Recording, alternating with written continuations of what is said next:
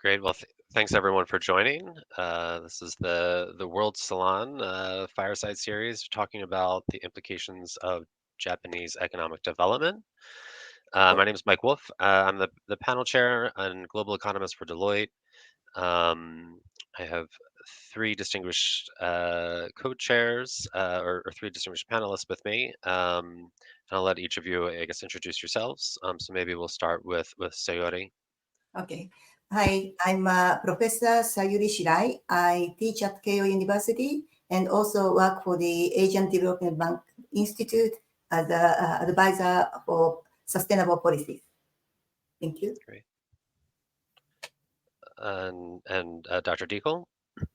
I'm Robert Deacle. I'm professor of economics at the University of Southern California, and I do research on international macro, international finance, trade, and Japan and East Asia. Great. And Yoshida-san. Hi, my name is Jiro Yoshida. I'm a professor at Pennsylvania State University. I do research on real estate, intersection of real estate, macroeconomy, and finance. Great. So I guess the way that this will be structured very loosely. So we'll have a sort of a guided discussion. We'll run through a handful of questions, hopefully have a little bit of a lively discussion about what's happening in Japan's economy. And then we'll open it up for others to have a more interactive Q&A. So maybe I'll start with a question to Sayori, since we have a Bank of Japan meeting coming up next week. So maybe you could tell us a little bit about what you think we're expecting to see and sort of where you think maybe monetary policy, we'll have a monetary policy next week, but where you sort of see that happening going in the near sort of future. Okay. So next week on July 30th, 30 and 31st, the Bank of Japan is going to expected to announce the detailed plan about how to reduce the holding of Japanese government bond. And the amount of holding of Japanese government bond by Bank of Japan is really huge.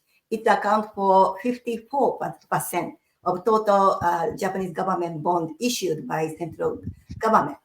And why Bank of Japan want to do it is because I think a lot of people expect the BOJ's normalization, mainly because of the yen's super cheap Japanese yen. So yen against US dollar is moving now around 153, and it used to be around 160. And then since Monday, yen started to appreciate quite a lot. Mainly because one of the very influential Japanese ruling party, LDP person, clearly mentioned the Bank of Japan should clarify its normalization policy, including a steady increase in the short-term policy rate. So market is expecting the BOJ will announce something similar to that. So in addition to this QT, quantitative tightening, Bank of Japan is expected to announce this short-term increase in the short-term interest rate, which is at this moment 0 to 0.1%. So because yen's depreciation is hurting Japanese economy through higher imported prices, I think a lot of people really expect BOJ to do something, mainly normalization, to deal with this super cheap Japanese yen. And so do you think that tightening will continue beyond next week, or is this sort of a one and done situation for them? This is a very difficult thing. So Bank of Japan is facing dilemma because, if the Bank of Japan starts to increase the long-term yield and the short-term interest rate, then what will happen to the economies? The Japanese economy is, to be honest, very weak. It's very different from US. If you look at the real GDP level in Japan, this real GDP level is still below pre-COVID-19 pandemic level. So the first quarter of 2019, still well below. If we look at the real consumption, also well below pre-COVID-19 pandemic level. Domestic economy is very weak. And just by looking at that, raising interest rate may be good in terms of exchange rate, but in terms of, looking at the Japanese economic fundamental, it's not really suitable. One more issue. When the central bank, decide the monetary policy, they look at whether long-term inflation expectation is well anchored at 2%, right? Now, Bank of Japan, consolidate all those household economies, the companies' long-term inflation expectation. According to their estimate, right now long-term inflation expectation is only 1.5%. So still, Bank of Japan has not anchored their inflation expectation at 2%. So it means right now inflation is around 2.8%, but it's purely based on the yen's depreciation and some commodity price hike, and it's really nothing to do with domestic demand. So this means current inflation is not sustainable. So here's the dilemma. So raising interest rate is that a lot of people expect, but if the Bank of Japan raises too much, it might cool down the Japanese economy even more. So it may make it even more difficult to achieve 2% inflation based on the domestic demand driven inflations. Yeah. Do you think there's any? I feel like I've heard a little bit about this idea that given such strong wage growth that we saw in sort of this year's the spring negotiations, that's sort of going to usher in the sustainable, virtuous cycle, if you will, about stronger wage growth, stronger consumer spending, and therefore stronger inflation. How do you see that playing out? Is that overly optimistic, or is that? It's true. So this spring negotiation led to the increase in wage growth at about 5%. But when you look at actual wages, including small, medium enterprises, the wages at this moment is 1.9%. So it means a lot of small, medium enterprises are not able to raise the wages, even though we have a very serious labor shortage. So labor shortage will lead to the increasing wages from now on. But at the same time, corporate sector's profitability is very low compared to US. There's a big divergence. And our economy is not really digitalized, and very sluggish economy and sluggish profitability. Just raising wages simply because of labor shortage, it means their profitability goes down even more. So how to increase labor productivity in this economy is quite crucial. So in that sense, it's not clear whether wage growth equivalent to 2% or 3% is sustainable in this economy. Yeah. Maybe pivoting a little bit on something that you said earlier about the value of the yen. So we've seen the yen appreciate a little bit, but still is incredibly weak. And maybe we could talk to Robert. Where do you sort of see, how does sort of the weak yen, it seems like it benefits some folks and hurts some other folks, and sort of how do you see that playing out in the economy, and what's the right balance for the value of the yen? Well, yeah, that's a good question, and these business cycle aspects that Professor Shirai explained very clearly. They're ultimately pinned down by, I think she hinted at this, at the long run potential of the Japanese economy.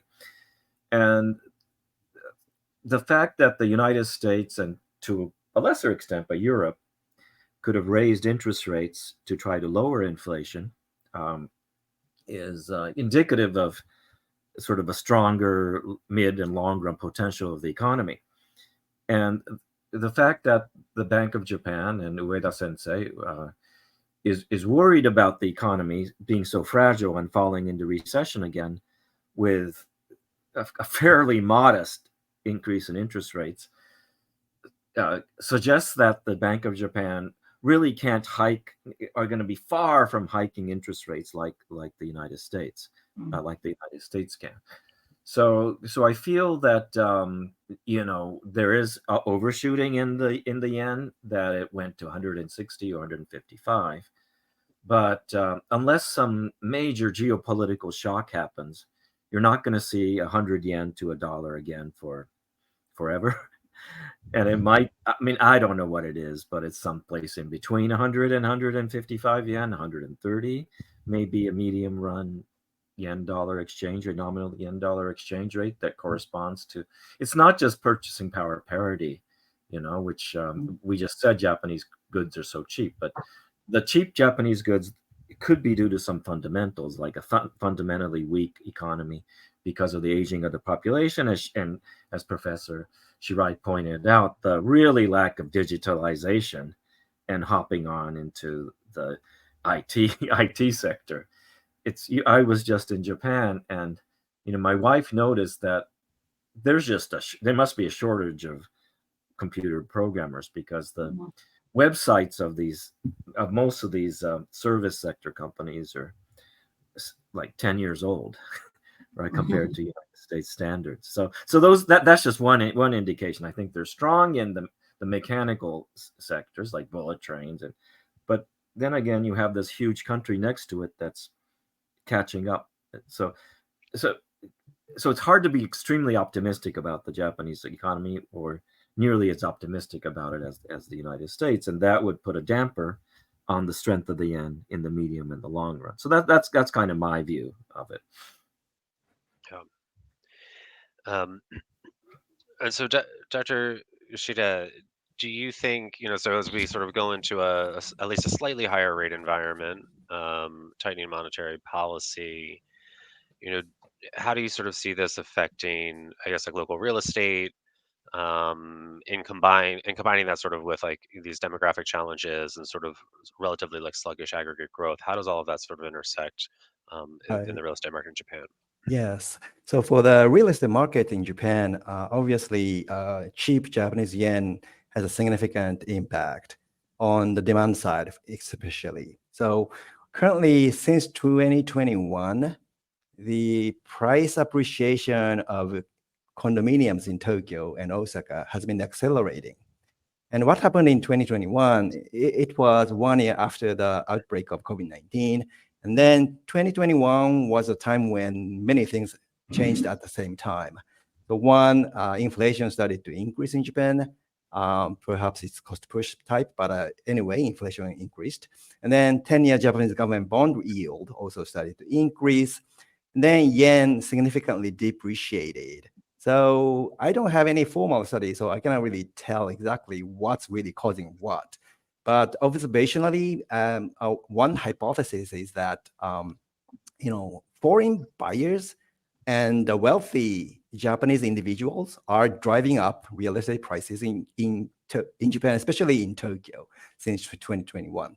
So what's happening is that, let's say, wealthy Chinese investor buying Japanese condominiums, for them, obviously, Japanese real estate is so cheap, or their willingness to pay is really, really high.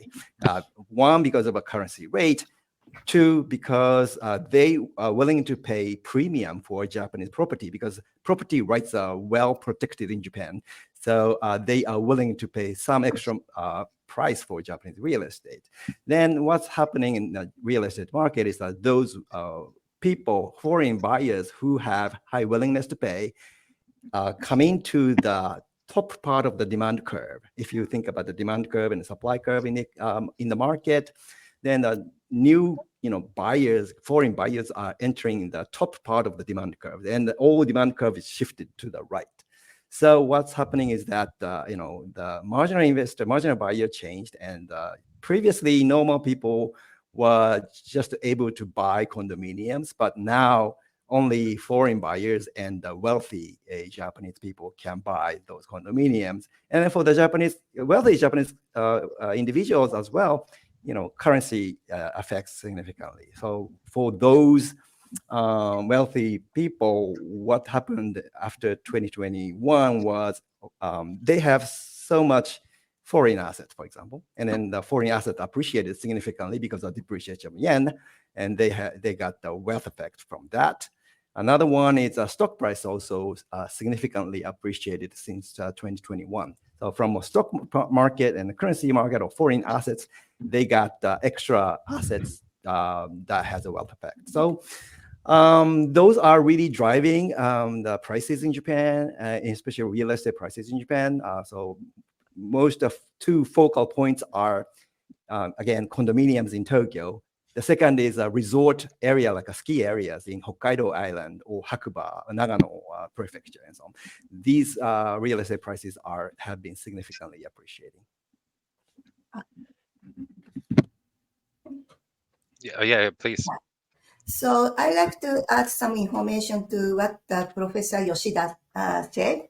So if you look at the real residential investment in real terms, okay, GDP component, stagnant, not only stagnant, it's declining. So it's very clear. This trend is over like 10 years, 20 years, because we have a, aging society and less demand for housing. So there's no domestic demand for housing. But as he said, prices of housing is going up extremely high. So now, young generation, or both wife and then husband, they have to work together and then pay for it. It's extremely expensive. And then this must be one reason is because of yes depreciation. So a lot of construction materials are getting very expensive. But I think most important one is the foreigners purchase.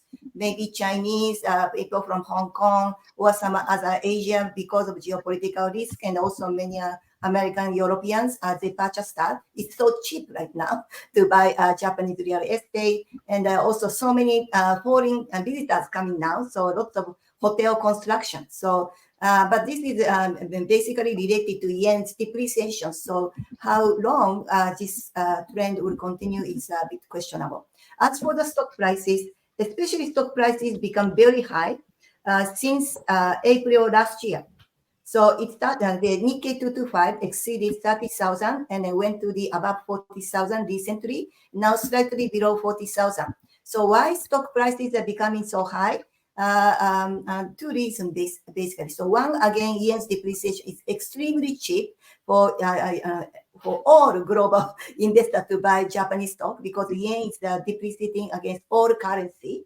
And second, because in March 2023, Financial Services Agency, the government in Japan, they announced that over these years, many years, it's true that the Japanese stock prices went up, but when you look at the PER, price earning ratio, it was very low. So it means, the shareholders did not really appreciate the Japanese, company's performance much. So it was not highly valued.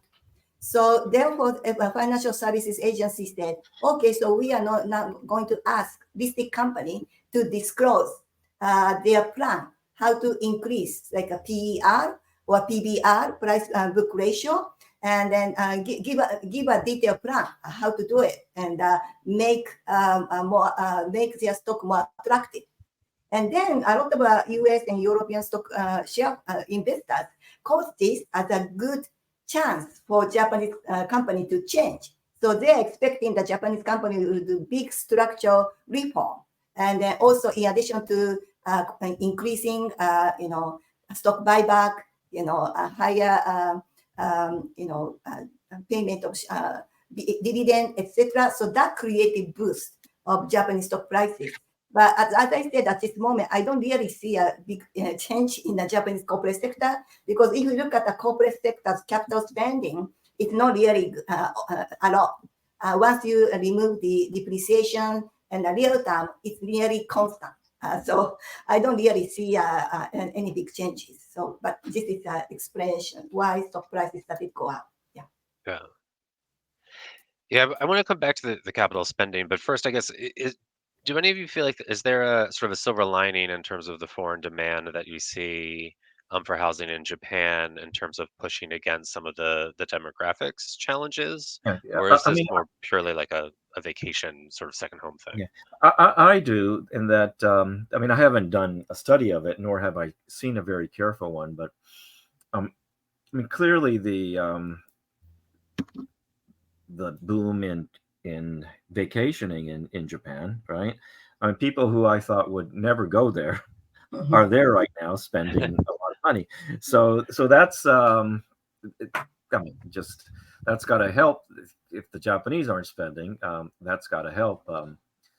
Certainly the profits of restaurants and hotels, and And the Japan Airlines stewardess told me that in the old days, Japanese people used to travel, like business class was filled with most Japanese people flying business class Mm. for businesses. But now to conserve costs, they do Zoom or whatever. But business class is all full, and it's mostly kind of foreigners traveling with their families. So that helps the airline sector. The real estate sector must be doing well. The manufacturing tradable sector are doing well. So it could, I mean, I just don't quite see this idea that, yeah, material prices are going up, and they're not going up so high that they're not, the profits are low.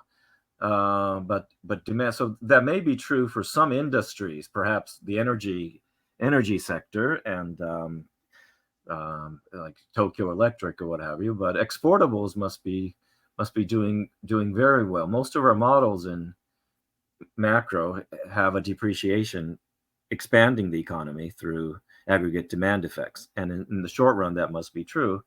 In the long run, Japan faces problems, but I think in the back of the mind of the BOJ people, partly they're not completely unwelcome to the high exchange rates, despite some of the people complaining that it is helping the Japanese economy and it'd be weaker without it. And that's my impression.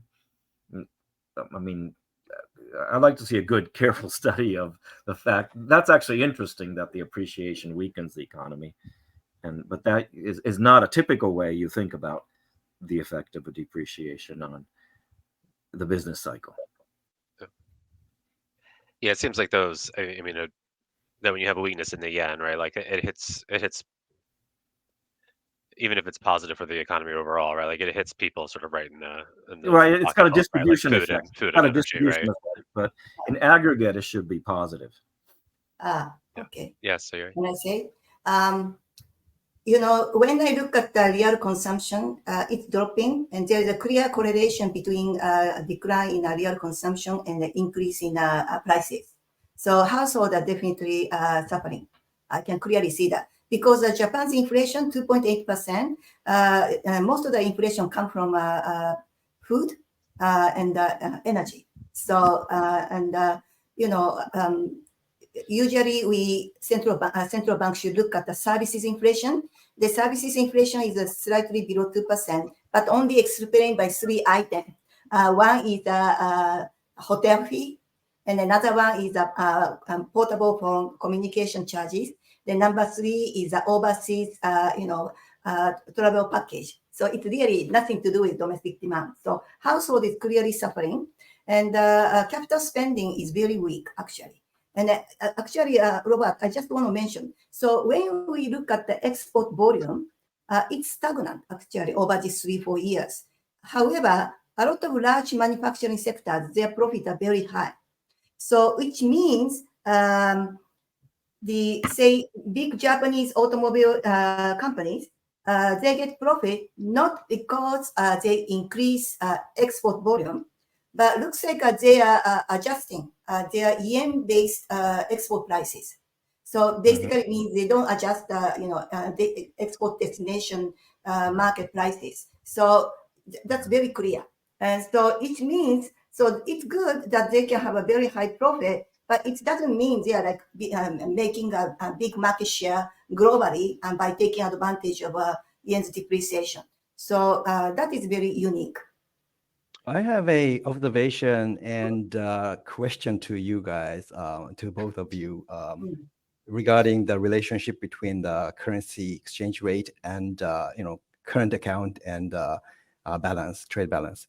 So looking at the currency current account, trade balance, trade surplus or trade deficit is not really large anymore for the Japanese economy. And what's really large is primary income coming from the return from foreign investment, and so on. And then that income includes return from foreign direct investment, and some of those return from foreign direct investment is reinvested in the foreign country. So it may not be coming back to Japan entirely, but at the macro level, if you look at the entire net foreign asset, Japan has a 400 trillion yen of net foreign asset. So if you think about the net effect of currency depreciation, that should have a significant, capital gain on some part of the economy. Again, that's a distributional issue. And then who is really gaining from that? That's really one of my questions. And then perhaps some of the companies are gaining from that, but they don't really invest in capital asset, and then they're just accumulating money. That's one possibility or hypothesis. But my question is, it looks like in the aggregate level, depreciation should have a large sort of income or benefit. What do you think about that? How do you think about that? I mean, I agree with you, right? So, like in macro, you have this.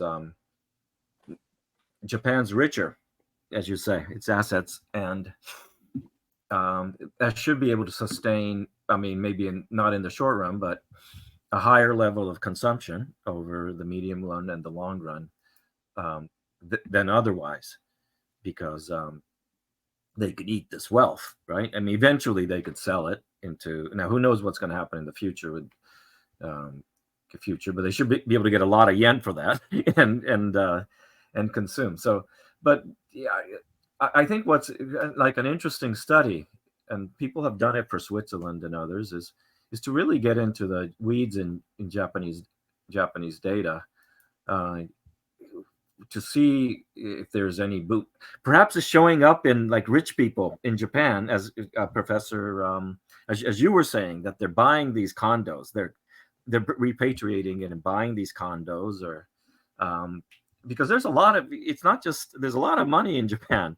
Like Tokyo has is like the fourth richest millionaires in the world, so people in Japan don't like to show off their wealth. But I think there's a lot of quiet, including some of the people here sitting, a lot of quiet millionaires who quietly spend their money or buy assets there. And it's showing up there, and there's people benefiting that are not talking. Yeah. But again, this is anecdotal, but I do think the large increase in wealth is good for future Japanese consumption, Japanese GDP growth, that otherwise would be lower given its lower productivity. I agree with you on that point. And but there's other stuff.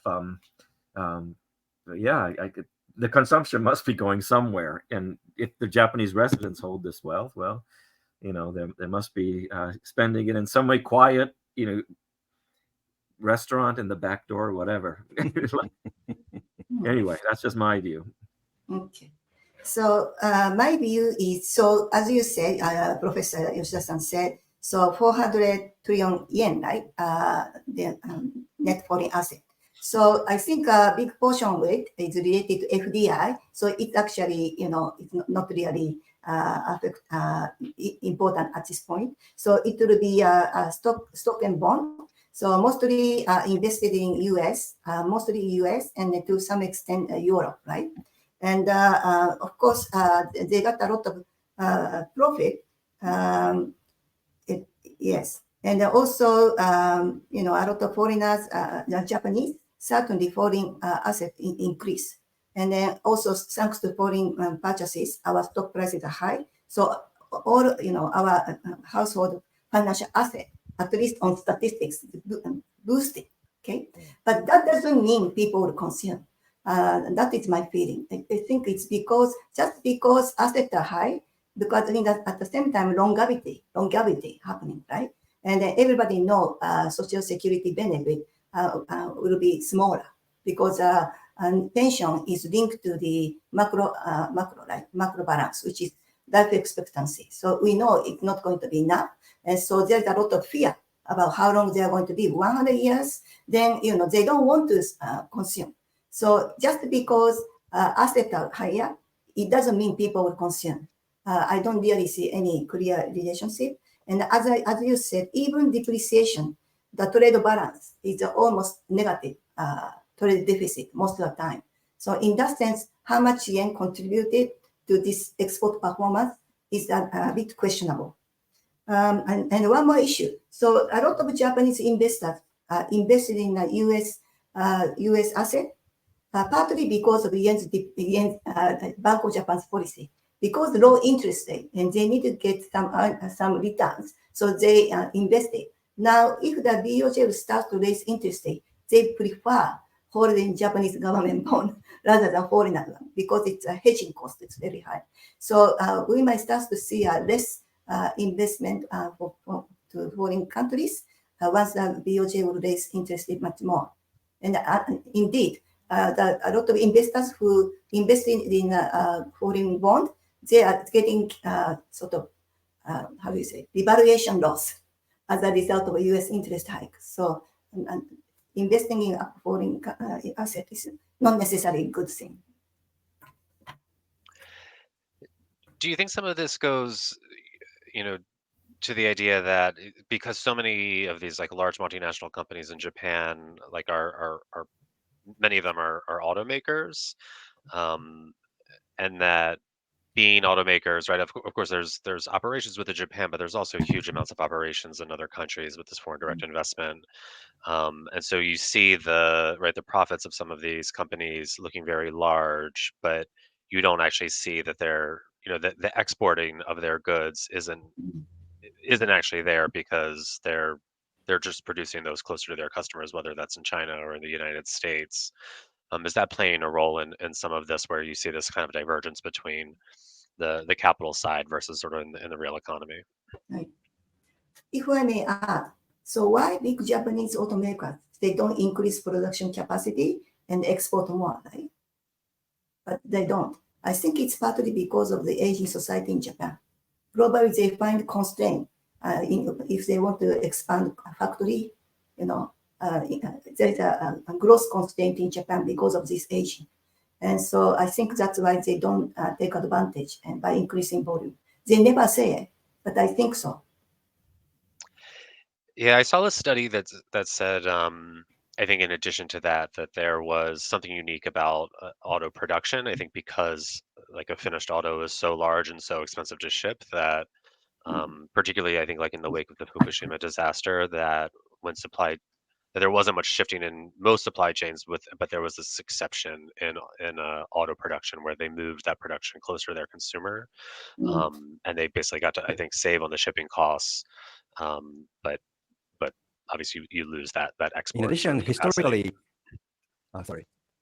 Historically, what happened to Japanese automakers was in the 1980s, there was a trade war between Japan and the United States, and that was so severe and serious, so that the Japanese, manufacturers' strategy changed significantly since then. They started to do much foreign direct investment rather than exporting, so that they don't have a business model of making cars in Japan and exporting them to other countries, but they try to build factories in Kentucky or somewhere, Texas or somewhere, to avoid the risk of trade war again, as well as to hedge the currency risk and so on. So that's why we don't see much effect of currency change on exporting. In particular, as Shirai-san said, automakers are a really large part of the current Japanese manufacturing industry, so that that particular industrial structure or industrial characteristics is driving this, inaction or irresponsive export of the Japanese economy. Yeah, Michael, just one. This is a little bit off topic, but and it's sort of a maybe positive view of Japan or a negative view of Japan. But you go, as I said, I was surprised of two things in Japan that are doing really well. Just looking at the automobile sector, someone mentioned that, Toyota in particular, that the gap. It used to be that the U.S., like Ford, was fairly close to Toyota in automobile manufacturing, but now it's not even any kind of competition. VW is kind of there, so it's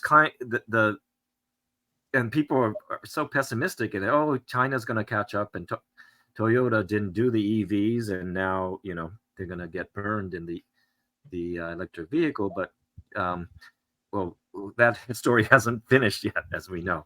So Toyota's doing really well. Japanese automotives I just don't see it going away, and it's going to be the predominant company. And the second fact is that people are pessimistic about Japan. I mean, so am I. But it's about two Japans. One is there's enormous redevelopment of Tokyo.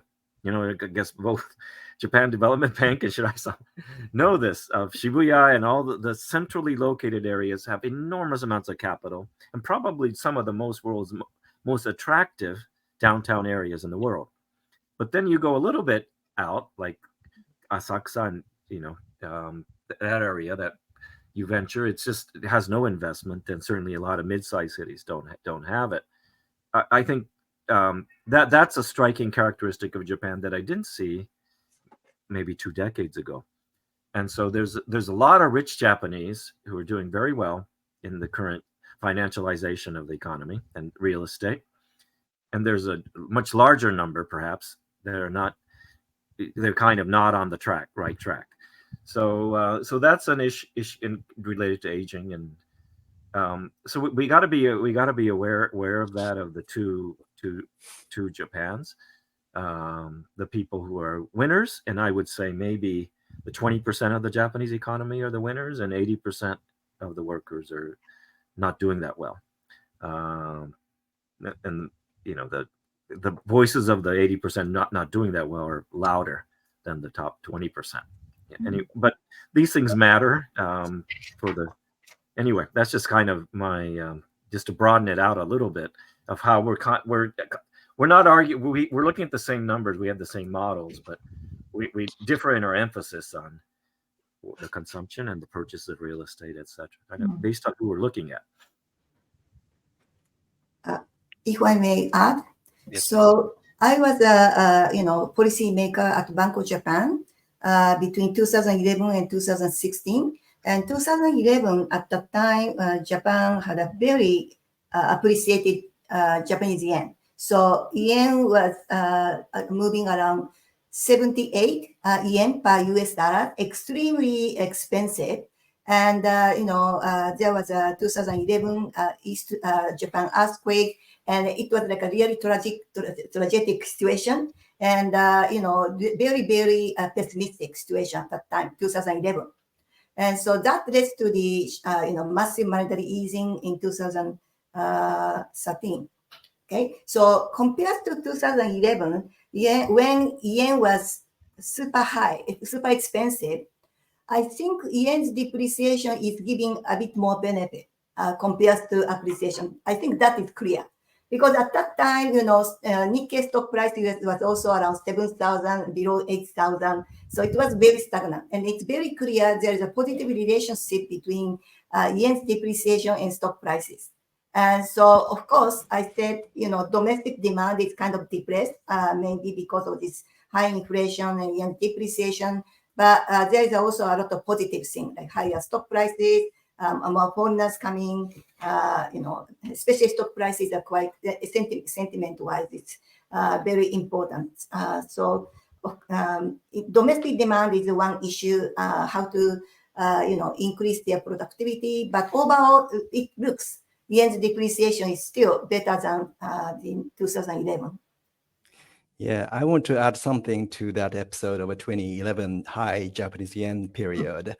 At the time, what happened was, Panasonic and Sony and those manufacturers lost its competitiveness and didn't really make profit. Then what happened was unexpected transfer of technology from Japan to China and Korea and other countries. What happened during that time, funny or not really funny thing was on weekends, the airplane between China and Japan was really crowded with engineers holding a big, paper, blueprints and so on, traveling between Japan and China. And that was, of course, unofficial observation, anecdotes only, and there's no official story about that. But that was a time when technology was significantly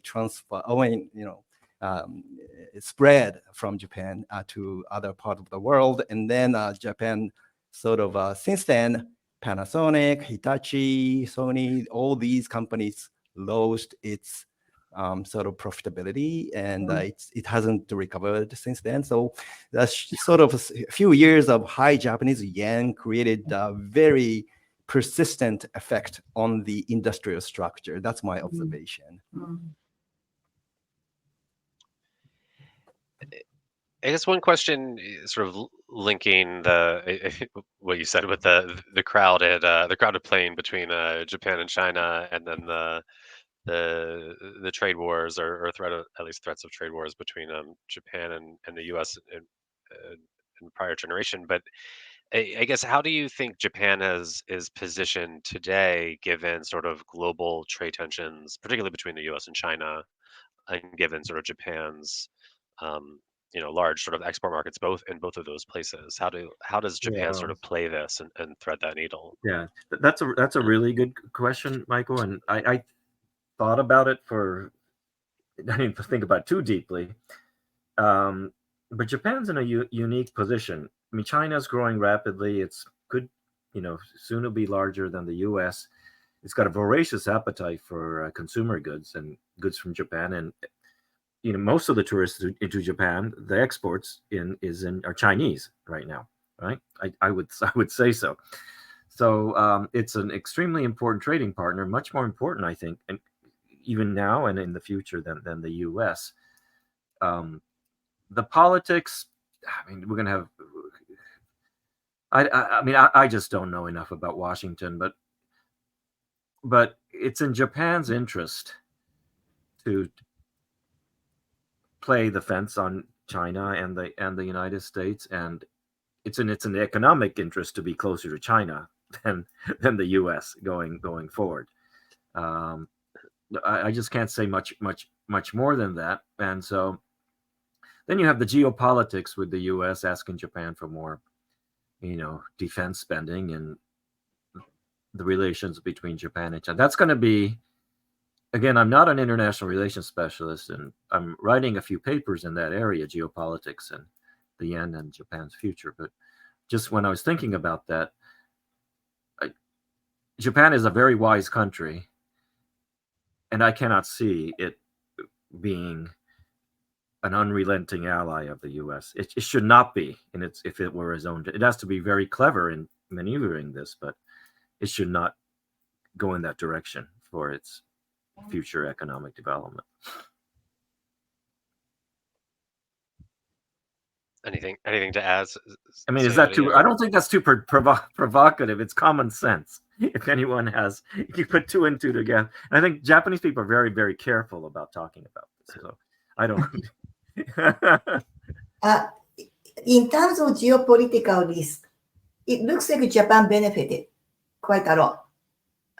So as like Vietnam in Asia, Vietnam, because they get a lot of shifting the FDI from mainland China to Vietnam, so they are quite a beneficiary. Also, Japan is benefiting. I think a lot of Japanese government officials also admit that. The reason is because, as I said, going back to this stock prices, real estate, the Japanese market is really shrinking. Right? Everybody expects the market itself is shrinking, but people still some foreigners like to invest in Japan. Why? It's maybe because Japan is quite safe and politically quite stable, and the second biggest country in Asia, and geopolitically, people feel quite nice and safe to invest. So Japan quite benefited a lot in terms of getting foreign investment into Japan, in terms of real estate, stock prices.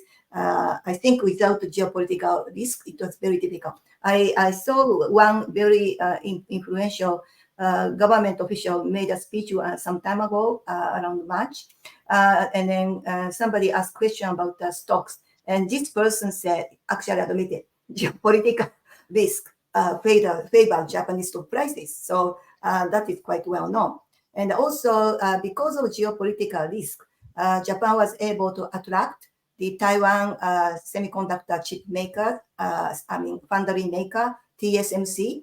The Japanese government tried to attract this semiconductor producer Taiwanese company for many, many years.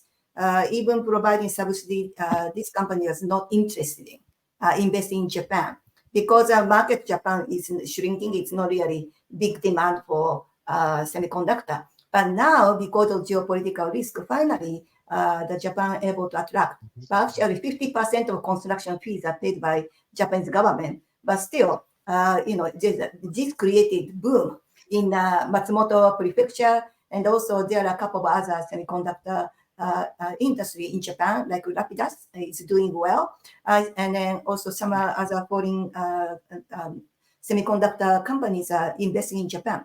So without geopolitical risk, I think Japan didn't have this kind of opportunity. So in that sense, I think Japan is getting quite a lot of benefit. But how to deal with China is a quite a challenging issue. But as Robert said, Japanese exports to China account for 20% of total export. And clearly, there is a very direct relationship. But I think Japan also started to reduce some of the FDI to China. So, but still, economically, we have a very strong linkage. So how to cope with and how to keep a good relation with China in this geopolitical risk is very difficult issue for Japan, Korea, but for all Southeast Asia. There was sort of a related question, I think, that came in from the audience, from Arjun, regarding geopolitics and sort of how Japan's aging population and declining workforce will impact the geopolitical influence of Japan in the coming decades in the region.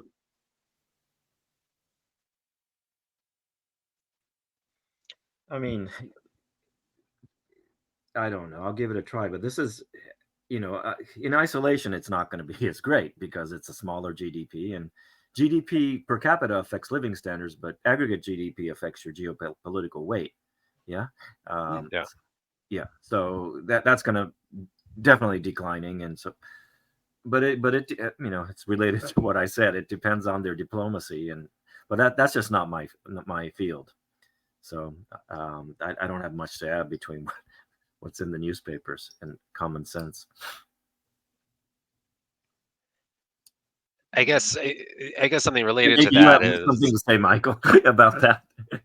no, I mean, I guess like one sort of related question in my mind is sort of this resurgence in like defense spending and Yeah. if there is sort of an active sort of military engagement between, say, like China and Taiwan on it's so cautious to That's right. Japan. So that's the question: is it going to help Japan? And I mean, I just don't know. It could go. It just could go either way.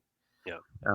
And I mean, these things are, these could wreck entire economies or make them boom. And more often than not, it's so.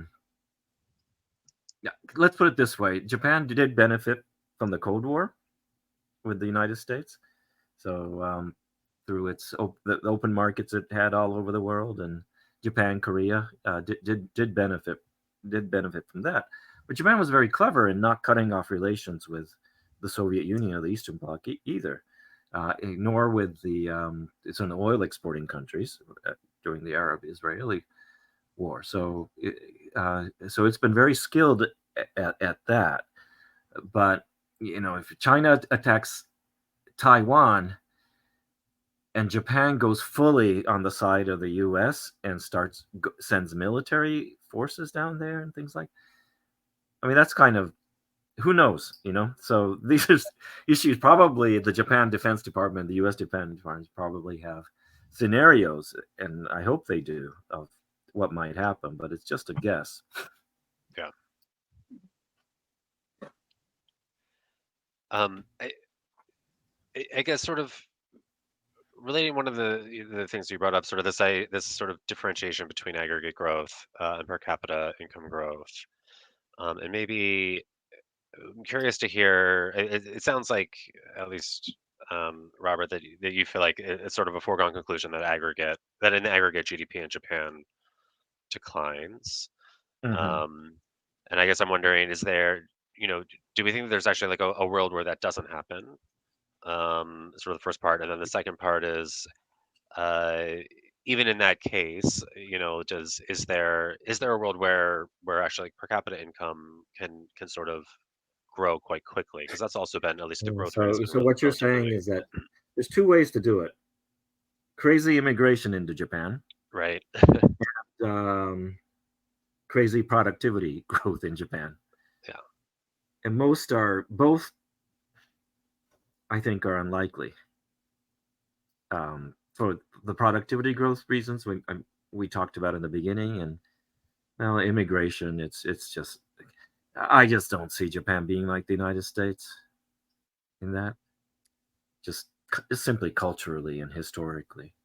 So I Well, think that's that's kind of my view. I mean, but what they should do though is one of the things, and I feel frustrated about this, is that one of the things that is that they should allow IT workers like crazy into Japan. I just don't know why that's not happening. They're training their own IT people. The government's having subsidies, but why? There's a surplus of IT engineers in the U.S. Software engineers. Many are from South Asia. Okay, so China may be of our issue, but India, friendly country. Why, unlike Silicon Valley, which is very close to my heart and here, why don't these companies in Japan, they employ them in India? Okay, fair enough. But why don't they just hire as permanent employees these Indian software, who are, many of them are capable, not only in the technical part, but as managers? Promote, like Microsoft, you have an Indian, South Asian CEO, and Google. That, unless I start seeing that kind of stuff, I'm not optimistic about the future in digitalization in Japan. Yeah, Jiro. so.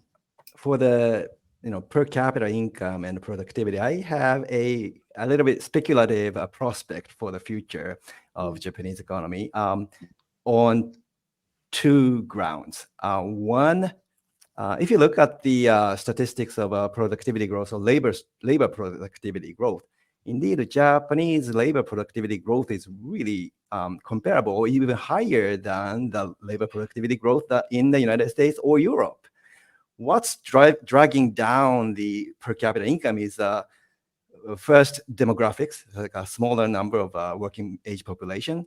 Two, people do not work as long as before. So labor hours is decreasing significantly. So those two factors are dragging down the income. So in one sense, Japanese workers are happier than before because they have more time than before. Like in the 1970s, they were like working animal and living in rabbit cage, and compared to that long time hours working hour situation, the people are really happier, I guess. But anyway, so productivity growth has some positive number now, even now. Now, what I see is about the potential is the low productivity sector, like a service sector and construction sector, can change in the future. In particular, in my own study, construction sector's productivity decline has been significant for the past 50 years. Indeed, productivity has declined in the construction sector. So after 5 decades of low productivity, now the time when the productivity of the construction sector and the service sector can improve. Why? Because there's a serious labor shortage in those sectors, so that now the time when they really have to change the way they do business, unlike in the past. In the past, those businesses coped with change by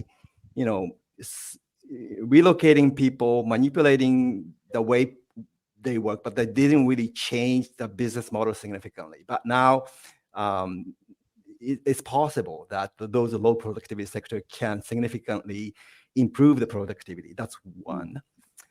Another hope I have is a language barrier. So in the past, like 10 years ago, probably you, Robert, and Mike had experience, but probably when you communicated with Japanese people by email, then that may have been very sort of difficult or painful or a little bit weird communication going on back and forth. But now, for the past year, because of LLM and ChatGPT and other things, and editor, Japanese people's English emails became very good now. So they can really communicate English really well now, including iPhone or smartphones, camera, automatically translating another language into Japanese and so on.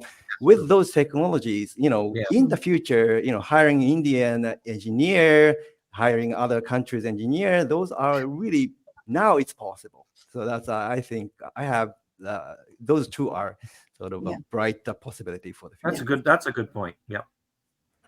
So Can I?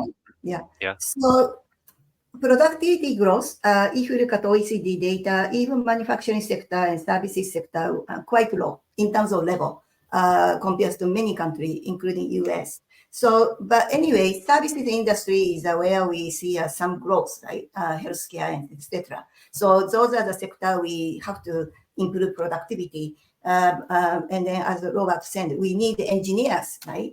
But recently I was checking cashless society issue and then looking at the paper notes in circulation because Japan just issued new notes this month. So I was looking at the notes in circulation as a percent of GDP. This is a proxy to check the degree of a cashless society. Japan remain 20%.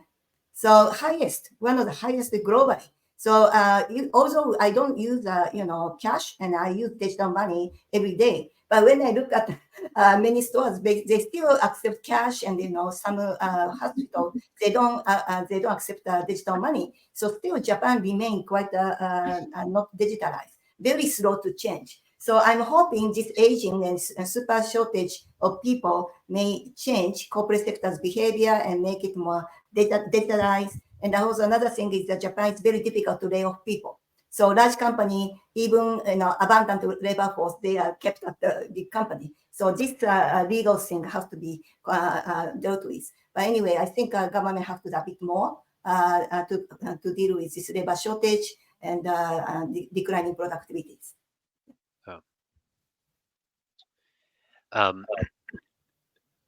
So I just want to encourage any audience members to put any questions in the chat. But I guess one thing that I thought was interesting that you had said, Jiro, is the idea that I guess total number of hours worked is falling. Yeah. So I guess like per productivity per hour worked is maybe not so bad, but productivity per person maybe looks a little bit worse because of this decline in aggregate hours. So I can give a specific number for that. So like in 90, let's say 1970, people worked 2,200 hours. Then now it is about 1,600. So the reduction is so significant in terms of working hours. Yeah, that is quite significant. It looks like there's a technical issue, so we're not able to do the breakout of Q&A. But maybe wanted to give each of you a chance to sort of provide maybe some final thoughts about sort of what's in store for the future of Japan, anything maybe that we didn't cover or something that you wanted to emphasize in particular. So maybe we'll just go around same order as last time. So Yori, we'll start with you. Okay, so Bank of Japan's issue is one thing. It's very challenging. We never expected that yen would depreciate this far. So this is very challenging. Although they brought some positive issue, but positive issue generated from yen's depreciation may not be sustainable. So so Bank of Japan is facing a lot of dilemma, and so that's one issue. And I think we have to realize that keeping interest rates for long, for many years, more than 10 years, right? Bank of Japan's policy benefited also Japanese government because of low cost of capital, and then also some less efficient companies. So, this is one challenge. So Now Bank of Japan is ready to normalize monetary policy, but if they raise interest rate too much, the impact on the fiscal cost, fiscal sustainability, and also cost for the small medium enterprises are really large. So at this moment, I think a lot of burden is paid by Bank of Japan, and it's I feel very sorry for central bank about that. But I think other players, including government, maybe they can do more structural reform, especially promoting digitization and then increase more foreign skilled workers a lot more. Make Japan, more attractive for foreigners. Because I talked with a Japanese foreign student in Japan, recently discussed about how to attract foreign, workers into Japan, and a lot of Japanese living abroad and also foreign students said Japan is not very attractive for foreign workers. They said partly because culturally it's not easy to fit into the Japanese company. And also, of course, the yen's depreciation is not very attractive in terms of wages.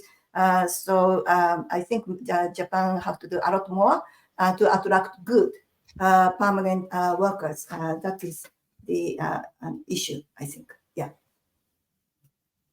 Great, thank you.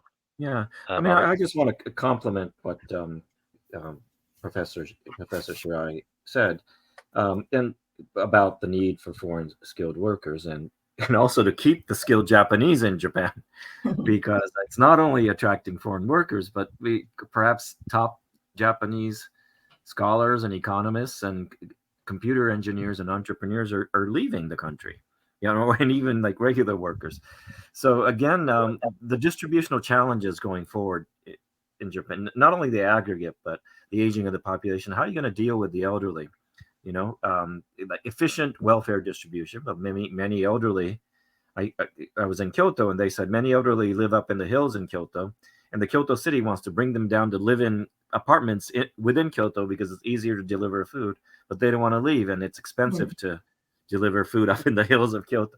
So those kinds of things are innumerable in Japanese mid-sized cities and other things, and to deal with that is very challenging. It's going to be distributional impacts, and also the bottom 80% of the Japanese population that can't really speak English very well. And I think the digitalization and the iPhone stuff is going to help them a lot, which is great to bring them more into the global economy, into the technical economy, and that might. So those are kind of, I think, the challenges that are for Japan, and I think they'll be able to handle it. But they have to. Culture would change. I just think they have to bring in more foreigners. I really do, and it's just too little. And just be kind of more open, and and really, if you have to speak English to them, do speak English to them, or use these machines. Like to speak, if its language is a barrier, and be open to different cultures. That's kind of my thing. Yep. Great. And last but not least, Jiro. Yeah, so I already talked about two bright speculation for the future. So I bring my topic back to real estate. And thinking about the future of real estate prices, I have a very pessimistic view. And don't believe me too much, because I have been having a pessimistic view for the past 10 years or 20 years, and always I'm wrong. But for the future, because I recently built a macroeconomic model, and try to explain housing prices in the past and for the future. In the past, if you compare, real estate prices between 1980 and let's say 2020, indeed, real price is 50% higher. In the middle, we had a bubble economy and the bubble burst. And then if you compare 1980 and 2020, real price level in real estate is 50% higher. Why? Because, as I said, low productivity of construction sector. So that's, according to the model, that was a driving factor why we got the higher housing price up to this point. Now, for the future, simulation tells me that future housing prices will gradually decrease in real term Why? Two factors. One is demographics, obviously. We are going to have more elderly people and a fewer working age population. That's going to drag down the house prices. Then another one is the government debt and expected higher tax rate for the future.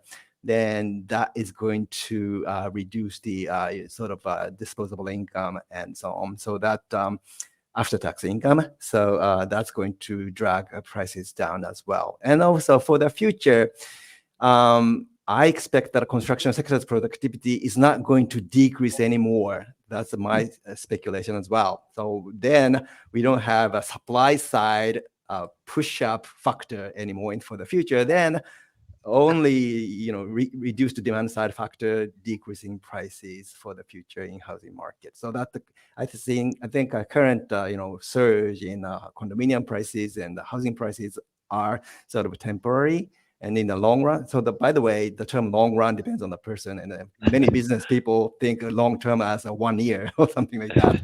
But for economists, it's like a forever or infinity. But if you think about a 10-year from now, probably I have kind of weak view about home prices in Japan or real estate prices in Japan. Oh, that's certainly been my experience with the long-term view. Speaking to business folks, is anything beyond 12 months is an extremely long time for them. Well, thank you so much for all of your comments. Thank you, Professor you. Shirai, Tikal, and Yoshida. I certainly learned a lot, and I hope that everyone in the audience did as well. So thank you for your time, and hope to see you all soon. Thank you. Thank you. Good. Bye. See you. Bye.